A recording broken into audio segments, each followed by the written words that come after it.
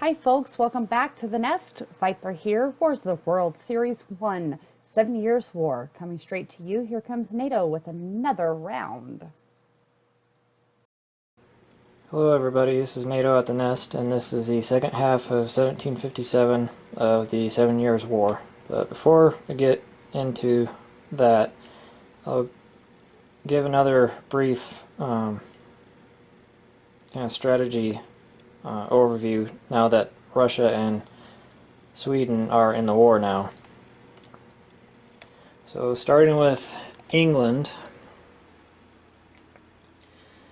it's going to be more important than ever for very careful utilization of its navy and forces and landing troops where needed. Continue driving the French out of North America. One, because that's where the vast majority of England's victory points are, and two,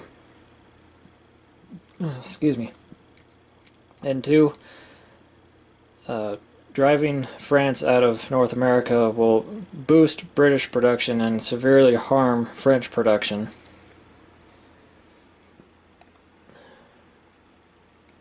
Prussia, its main concern is going to be Russia, and then a couple turns behind that, Sweden. So if Prussia, like I said earlier, if Prussia can reduce Austria, or if better, knock Austria out completely, then Prussia can turn east and send most of its forces to fight Russia. And if it can pull that off with reducing a 2 to 3 front war down to a 1 front war, Prussia and England will be in a very good spot to win this thing outright. Let's see, France. North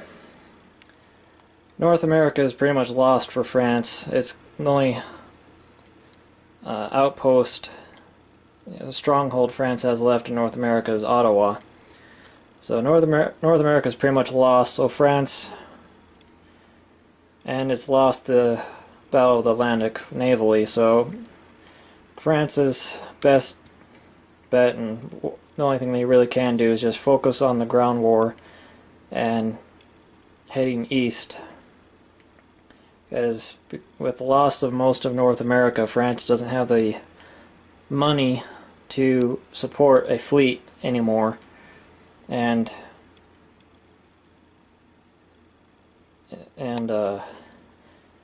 even if France spent every dime it had on ships, France could only produce one ship a turn, which, giving Britain's current fleet strength and economic power right now, France could never hope to catch up to England in terms of naval strength. So building ships at this point would just be a waste of time.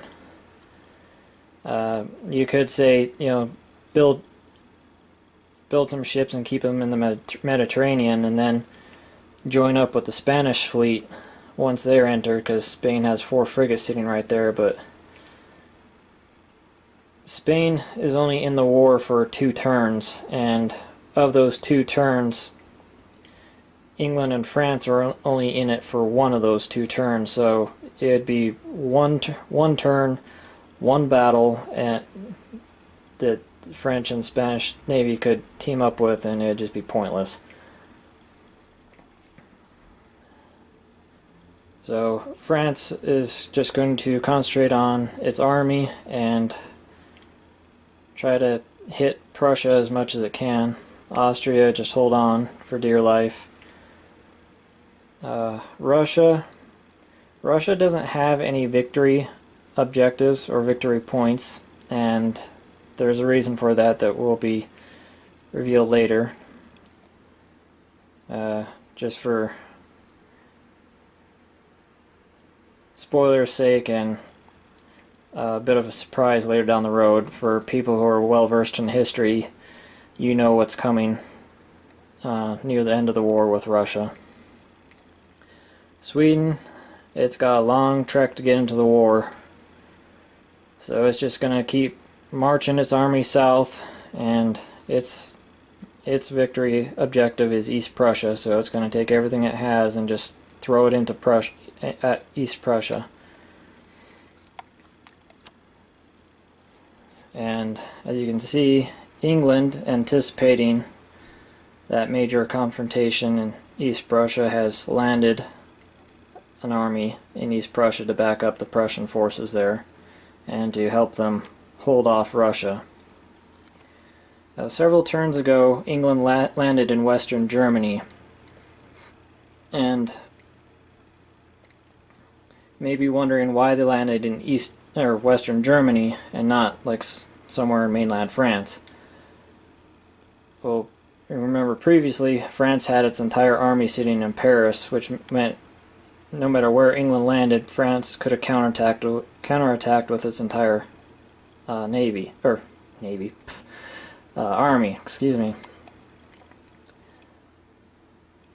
And so England landed in Western Germany to avoid that immediate counterattack from the French army and to take a valuable territory from Austria. Now, you may be wondering, well, now that the French army has committed itself and it's been drawn away from Paris, why doesn't England land somewhere in France? Why is England continuing to land in Western Germany? Well, there's two reasons for that. The first reason was still to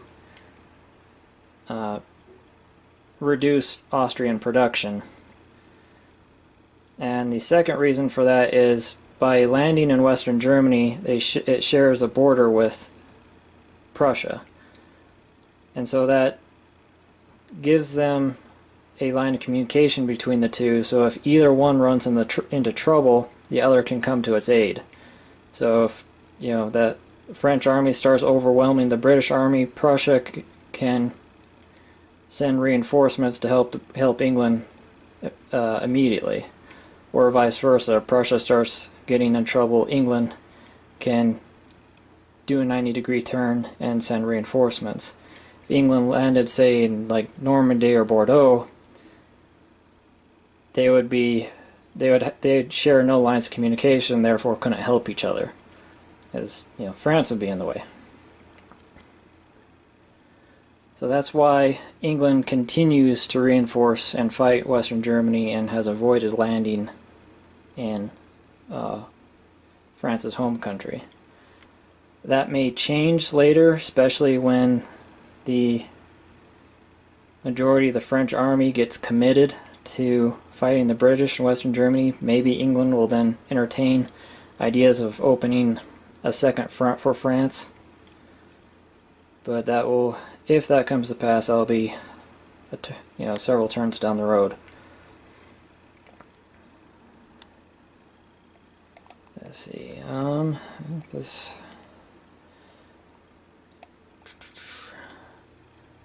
think that's about it. There's something else, but I'll wait till we go over Prussia's turn to explain that. So, what happened battle-wise is England took New Orleans from France and drove the French out of New England, which they've occupied since the beginning of the game. So New Orleans was undefended, so England just walked into that. There was a fight for New Orleans, sorry.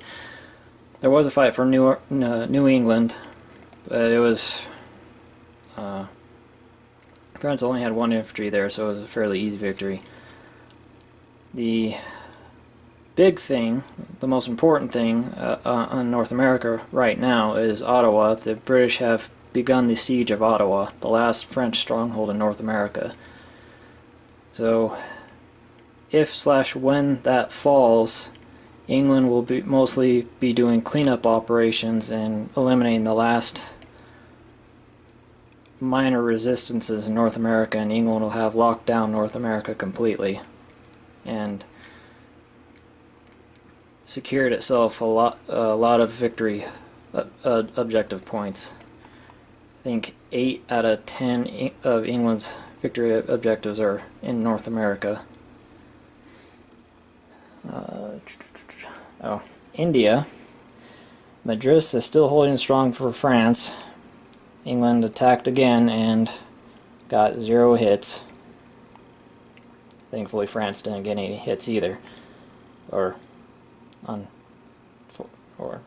depending on whose side you're on. That frigate, which is facing the wrong way, because Viper got a little trigger happy and knocked it over. That frigate is still heading to the east to reinforce the British Indian squadron. And England has built a transport and has begun sending an additional transport down Africa. So it looks like England is building up its transport fleet in India. The only conclusion or reasoning for that would be the eventual invasion of the Philippines. And like I said, England landed reinforcements in East Prussia, getting ready for when they make contact with Russia. Now Prussia, this is a big development for Prussia. As you can see, Prussia has taken both Munich and Sudetenland. That means the only territory Austria has left is Austria itself. Now, that is huge for England and Prussia. Remember, it's now a 4 against 2 war against England and Prussia. It's England and Prussia versus France, Austria, Russia, and Sweden. So in terms of nations, the British alliance is outnumbered 2-1. But Prussia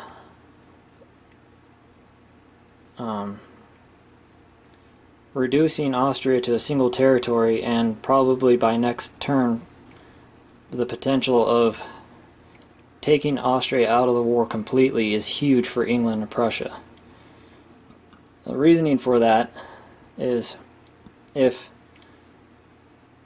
England can keep France distracted in West Germany or somewhere else and keep France off of Prussia, and if Prussia can eliminate Austria from the war completely, that means Prussia can turn its entire military east to fight Russia and Sweden. That takes Prussia from having to fight a 2-front war down to a 1-front war, and the odds of Prussia holding off Russia and Sweden go up astronomically. And that's also a third reason why England has landed in Western Germany instead of anywhere else, because by landing in Western Germany, that secures Prussia's back door and frees Prussia up to send everything east. If England had landed anywhere else, say like England had landed in Normandy, that would distract French forces, but there would still be no blocking force to Prussia's back door, and that would mean Prussia would have to keep a number of its units behind to guard its back door in case France does a lightning strike to the east. But with England landing in Western Germany, that forces France to fight Western Germany and screens Prussia's rear rear areas, which allows Prussia to send everything it has against Russia. So strategically, this makes a lot more sense, and for the British alliance as a whole, England having a presence in Western Germany is strategically far more valuable than England having a presence somewhere in mainland France.